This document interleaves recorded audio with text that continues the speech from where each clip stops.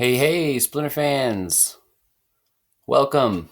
Chris Roberts here, lore master for the Splinterlands. I just wanted to do a quick little video this morning. I'm trying to get into the habit of doing some videos and sharing them to my YouTube channel, all Splinterlands related, because I've got a lot of stuff in here, mostly lore related, but I also play the game constantly. And so today I would like to talk about some of my main strategies in terms of buying and selling cards. So one of the staples of my strategy when buying and selling cards has been reward cards. So check this out. Here's my theory. Reward cards, they're always going to be undervalued while they're reward cards. So people are getting them for free. They're free rewards for playing. And so people are selling them. They're listing them. Like a lot more people are just, going to be desperate to sell them or whatever. They're going to put them up right away, try to get what they can out of them. That's why we've been seeing a lot of reward cards for a penny, 2 pennies. I bought tons of Daria Dragon Scale when she was 15 to 20 cents. But now here we have on Kyo Kiz's little tool here. It's a live updating spreadsheet about the reward cards. We have how many are remaining of each one and how many have been printed. So what we're seeing here is Lord Arianthus and Hobgoblin have already completed. So is the Flame Imp, Pirate Archer, Naga, Fire Wizard. But you also see here a lot of in the 96, 97%, 99. So Sacred Unicorn is going to be the next to go. So once that reaches 100%, then that card's fully printed. It's not going to be issued as a reward card anymore. And when you look at those cards in the market, you can still buy them for pretty cheap. And so what I've done for the last year is bought those cheap reward cards and just loaded up on them. Almost indiscriminately. And I went on another little spree of that yesterday, but I'm going to go over here to Splinterlands and we're going to check out some of these cards that are going out of print. So they're reward cards. I guess I better go to the market. Got some untamed cards. I got quite a few untamed cards going, but they're only at like level 2 and level 3, even though I've opened like 140 packs. It takes a lot of packs to get to the same levels with my untamed cards. It's going to be a long uphill battle for me. So here we have the reward cards. Lord Arianthus, as soon as he ran out of print, he shot up to $9, $10, $11. Right now he's sitting about $9. I have a max one. I'm not going to sell it. That's going to be an overpowered card for a long time, I think. But Unicorn, you can still get for $2.39. And I mean, if anything, any of the others, once this thing runs out of print in the next 48 hours, then I have a feeling that there's going to be a little bit of a buying frenzy of these. So we're going to see, this sell. But look how many, like if one max unicorn is purchased from the market here, then all of a sudden they've already shot up to 245. But then look at this. As soon as, oh no, that stays at 250, 260, 280, 290, $3. So it's easy to scroll down here and be like, wow, there's a long way to go till it goes up in value. But not really, because all it takes is one player or a couple players deciding that they need to have a maxed unicorn while they still can, and they're going to buy them all. They're not just going to buy a few of them because they know the price is going to go up. And you can see it right here. As soon as they buy these things, then you're only going to see the ones available for $4 and $5, $6. So, I mean, that's my strategy right now. Not financial advice, but I like to buy the cheap cards and then sell them when they're more expensive. It's just like a really good way to play this game. And I get more cards out of it. It's not like I'm taking a bunch of money out of the game.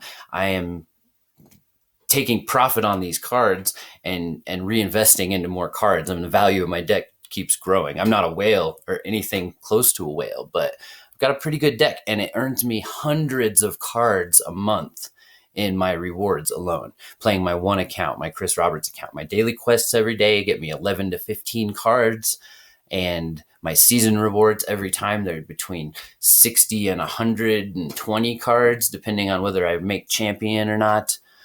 And if I can get potions going with those, then it's pretty effective.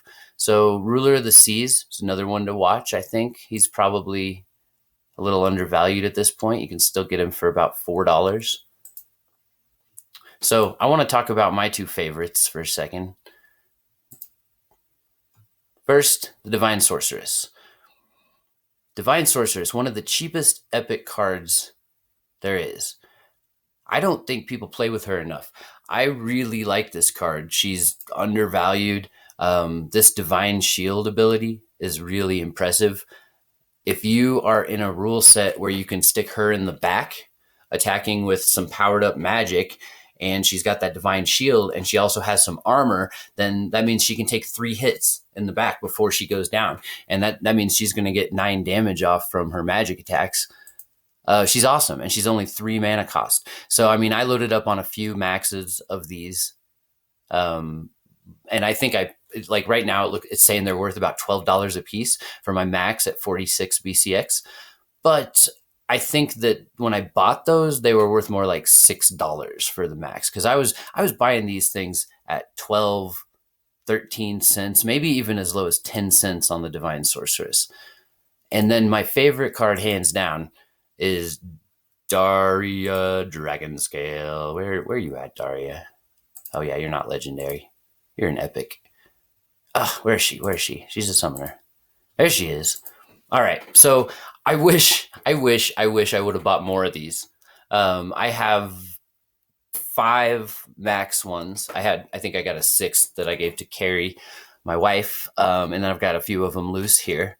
Now these are awesome. I think there's still a buy. Really, I think it's still a good time to buy the Darias. I bought most of my Darias below 20 cents, and I did a post earlier at the beginning of 2019 that was called "Is Daria Dragonscale the best investment of 2019?" And I think she might have been, because I'm looking at. I'm kind of expecting a 8 to 10 times gain on my Daria cards that I purchased. And I bought these with the intention of flipping them. Like I wasn't going to rent them out. I obviously wasn't going to use 6 max Darias.